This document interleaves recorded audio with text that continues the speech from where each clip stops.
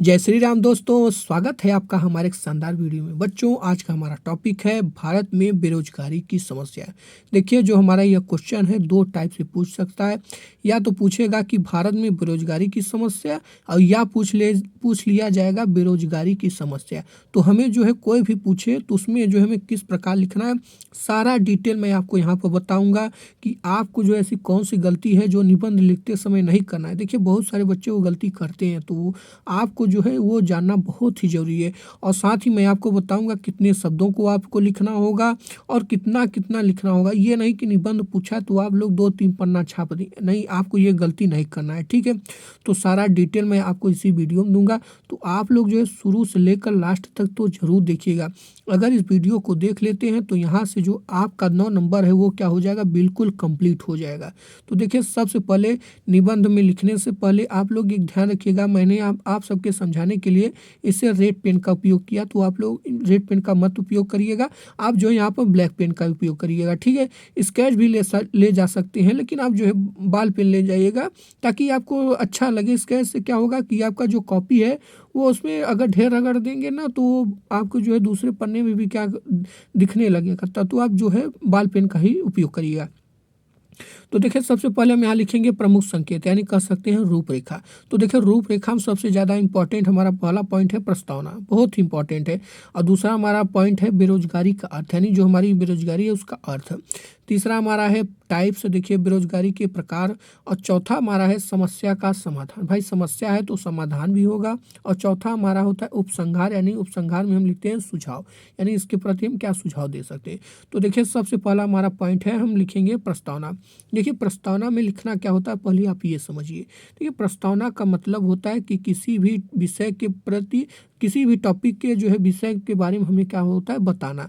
तो हमारा आज का टॉपिक है बेरोजगारी की समस्या, तो आज हम जो है इसके बारे में बताएंगे। देखिए, आज हमारे देश में बेरोजगारी बहुत ही गंभीर समस्या बन चुकी है।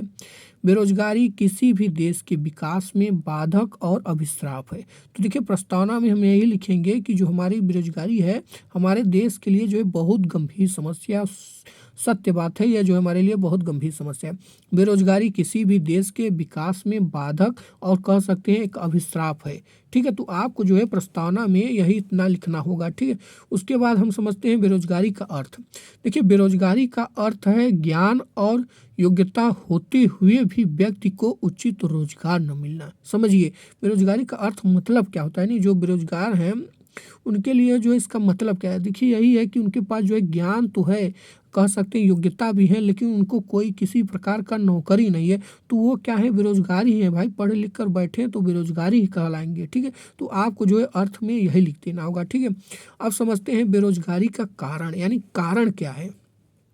तो देखिए, कारण बहुत है, जो है पॉइंट वाइज है, आप समझिएगा कि वर्तमान समय में जो बेरोजगारी है कई कारणों पर निर्भर करता है, जिसमें प्रमुख कारण निम्नलिखित है। देख सकते हैं कि पहला कारण तो यहीं पर क्लियर है कि जनसंख्या में वृद्धि। देखिए, जनसंख्या हमारी जो है बहुत तगड़ी वृद्धि कर रही है, यानी देश की, हमारी भारत की, यानी देश की जनसंख्या में तेजी से होती वृद्धि जो है बेरोजगारी के प्रमुख कारणों में से एक है।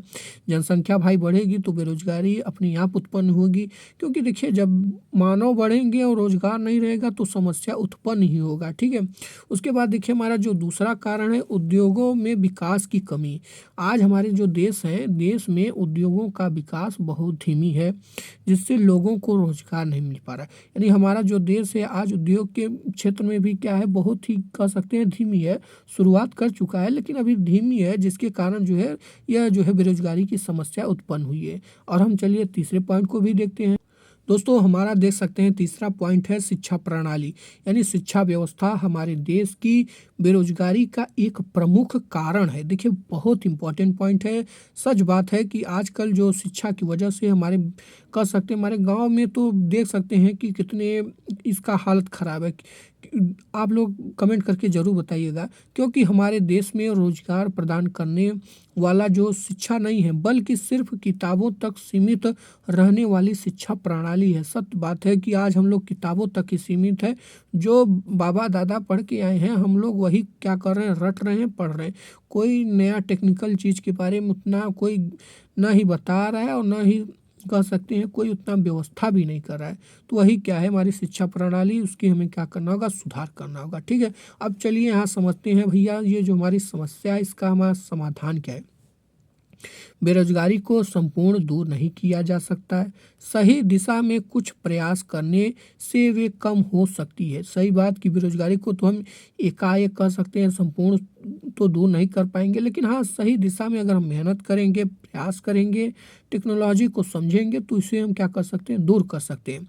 सबसे पहले हमें जो है जनसंख्या कम करने के लिए खुद जागरूक होना पड़ेगा। देखिए बहुत इंपॉर्टेंट बात है कि हमें जनसंख्या के लिए हमें सरकार का इंतजार नहीं करना चाहिए कि वो कानून लाए और दबाव बनाए। देखिए हम मानव हैं, हमें स्वयं समझना होगा कि अगर हम जनसंख्या नहीं कंट्रोल करेंगे तो जो हमारे वो नन्हे मुन्ने आएंगे उनको किस प्रकार नौकरी मिलेगी। हाँ, तो ये बात हमें सोचना होगा, हमें इस पर कंट्रोल करना होगा। ठीक है, दूसरी चीज़ यह है कि शिक्षा प्रणाली में परिवर्तन लाना बहुत आवश्यक है। सही बात, अगर हमें जो है बेरोजगारी को ख़त्म करना होगा तो हमें शिक्षा प्रणाली में भी क्या करना होगा, परिवर्तन लाना होगा।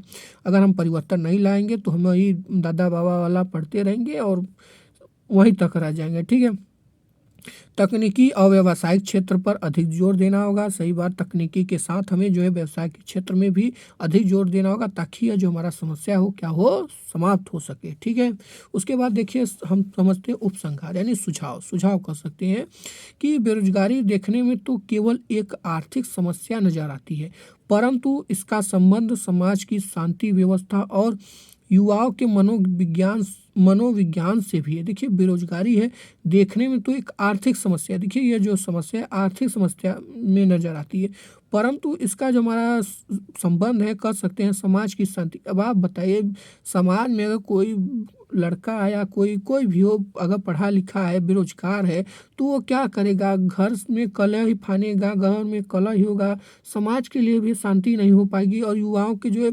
मनोविज्ञान से भी क्या करेगा, बहुत प्रभावित करेगा।